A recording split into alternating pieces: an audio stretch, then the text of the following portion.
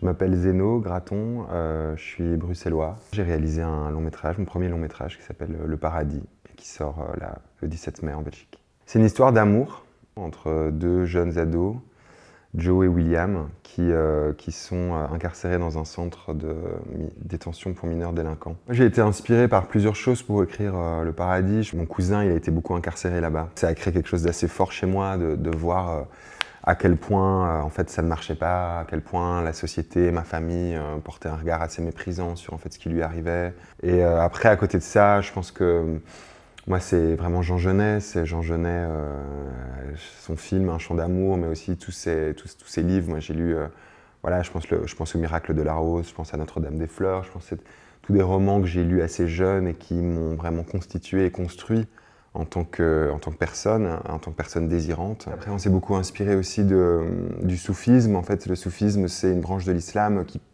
qui a été théorisée par un poète qui s'appelle Rumi. Il est un peu de notoriété publique que Rumi en fait, aurait écrit tous ses poèmes d'extase, de corps, d'amour et tout ça à un autre homme. C'est vraiment une branche de l'islam qui raconte que l'accès au divin se fait par le corps et par la danse. Je suis à moitié tunisien, enfin, cette identité-là tunisienne, je pense que j'ai vachement réussi à la connecter à mon identité queer grâce à des personnages comme Rumi, à des légendes comme celle-là qui en fait liaient orientalité et queerness. Ouais, le soufisme, la danse et tout est très partie prenante de cette chose-là. Du coup, ça m'a fort influencé et j'en ai mis dans le film.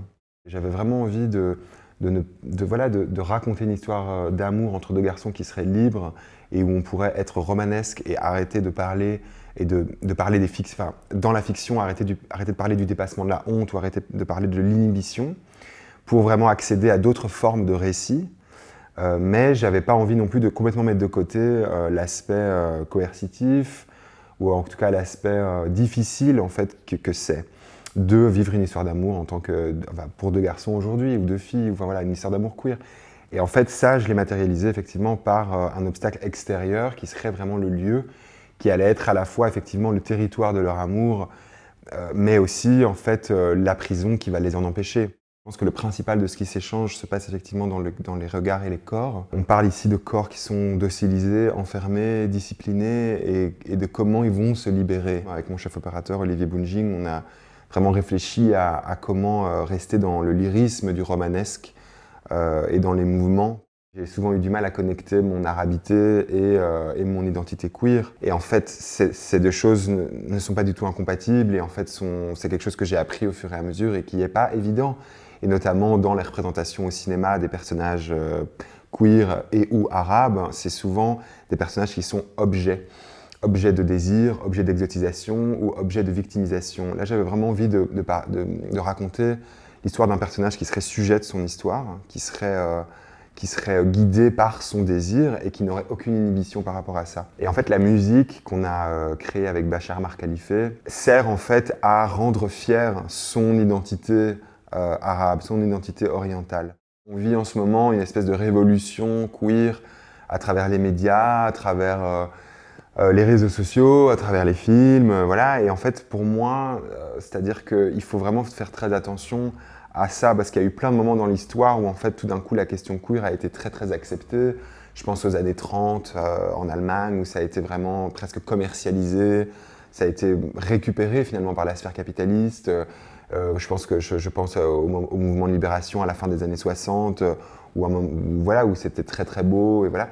Et ici on revit depuis quelques années une espèce de montée de l'acceptation, comme vous dites, voilà. Mais en fait, je pense qu'il faut vraiment faire extrêmement attention parce que l'extrême droite n'est pas loin, le fascisme n'est jamais vraiment très loin, le bruit des bottes est dans nos rues européennes, vraiment pas très loin d'ici. Il y a des nouvelles législations aux États-Unis qui font vraiment froid dans le dos.